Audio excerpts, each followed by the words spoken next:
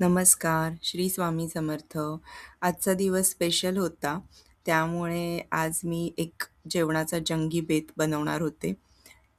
दुपारी जेवण झाल्यावर एखाद तास आराम करून लगेचच मी किचनमध्ये आले होते आणि जेवणाची तयारी सुरू केली होती.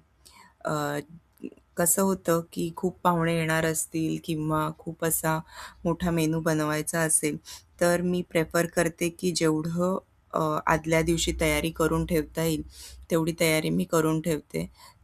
आज पण मी नारळ वगैरे आदल्या दिवशी खोवून ठेवला होता.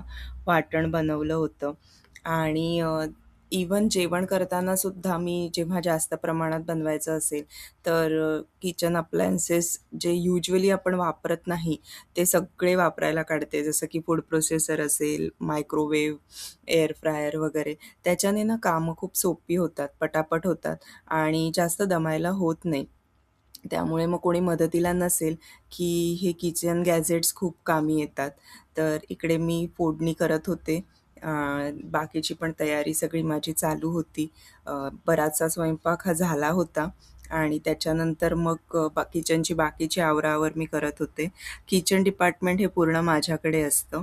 पण बाहेरचं साफसफाई आणि आवराआवरी हे डिपार्टमेंट मात्र आमच्या नवरोबांचं असतं. खरंच तो खूप मदत करतो. कोणी घरी येणार असेल, काही कार्यक्रम असेल, की हे सगळं बाहेरचं आवराआवरी, बाहेरचं सामान आणणं, हे सगळं तो मला खूप मदत करतो. त्याचं सगळं आवरल्यावर मग मी स्वतःचं सुद्धा आवरून घेतलं आणि पाहुण्यांची वाट बघत बसले.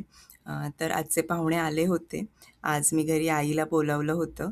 आई आणि घरातले बाकीचे सगळे आले होते. आज अधिक महिन्यामध्ये आईची ओटी भरायची असते, तर त्यासाठी मी आईला बोलावलं होतं. सगळेजण आले, रिलॅक्स करत गप्पा मारत बसले होते. तोपर्यंत मी सुद्धा मग एकीकडे ओटीची तयारी सुरू केली. पाटाभोवती रांगोळी काढली, ओटी सगळी सजवून ठेवली आणि मीनवाईल आमच्या गप्पा-टप्पा चालू होत्या. अ, मला असं वाटतं, की ज्या आईच्या पोटी आपण जन्माला आलो आणि ज्या आई-वडिलांनी आपल्याला घडवलं, त्या दोघांना थँक्स म्हणण्याचा, त्यांचं कौतुक करण्याचा ही एक छान पद्धत आहे आणि म्हणूनच कदाचित अधिक महिन्यामध्ये आईची ओटी भरतात. ही ओटी भरून झाल्यावर बाकीच्या सगळ्यांना पण गिफ्ट्स वगैरे दिले आणि ह्यांचा हा गिफ्टचा खेळ संपल्यावर मग आम्ही जेवायला गेलो. आज जेवणामध्ये मी केलं होतं मिसळ आणि सोलकढी आणि आमरस. सोलकढी ही बाबांची फर्माईश होती. आमरस आमच्या गट्टूला आणि स्मिताला आवडतो आणि मिसळ आईची फेवरेट होती.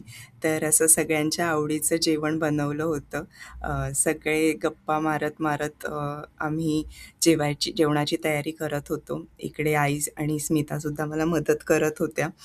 जेवण कसं झालं हे आता त्यांनाच विचारूया. आई कशी झाली आहे? मस्त सुंदर यम्मी. बाबा सोलकढी प्या तुमच्यासाठी स्पेशल आहे. का? छान होता. आवडला? मस्त होता, छान होता, गोड होता.